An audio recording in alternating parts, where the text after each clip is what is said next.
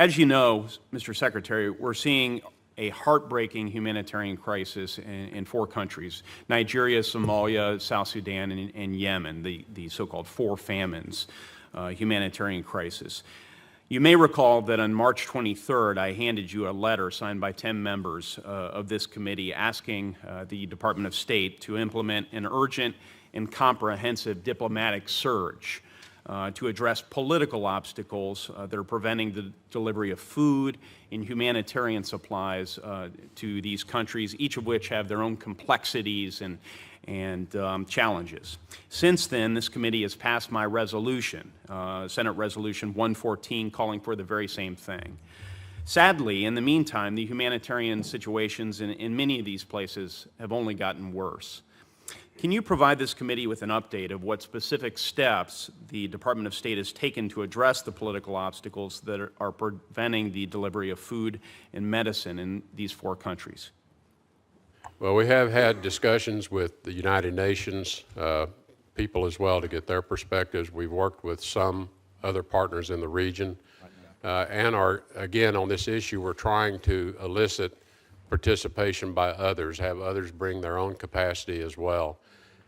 As you point out, in all these countries, the situation is quite dynamic, and the circumstances on the ground does shift, and it does move back and forth on us, which makes delivery of humanitarian assistance all the more difficult. We have more work to do, obviously, in this regard, and we have more work to do with partners who have influence as well. So I would welcome the opportunity to get back to you with more details later on the circumstances there. They are extremely challenging because of the situation on the ground that is contributing to the famine itself. As you well know, it is not entirely driven by just Mother Nature. It's driven by the conflict situations in which we're dealing with as well. So very complex, sometimes quite challenging to make a significant difference in each of these four countries. One area where, frankly, I see some low-hanging fruit, as it were, is Yemen, arguably the greatest humanitarian crisis of the four countries. Roughly 20 million people would be facing near-death circumstances, either through starvation or lack of medical attention. Thousands, we can anticipate, will be infected with cholera. The situation goes on and on. No need for me to lay out the parade of horribles in my limited time, but I've been working on this issue very directly for some time, trying to engage the administration's interest and attention on the matter. You visited with the Saudi foreign minister this morning. You, of course, know the Saudi-led coalition is engaged in a regional conflict there. There's a civil war in Yemen, and I think there's a real opportunity to mitigate some of the suffering while increasing, furthering U.S. national security interests in that region.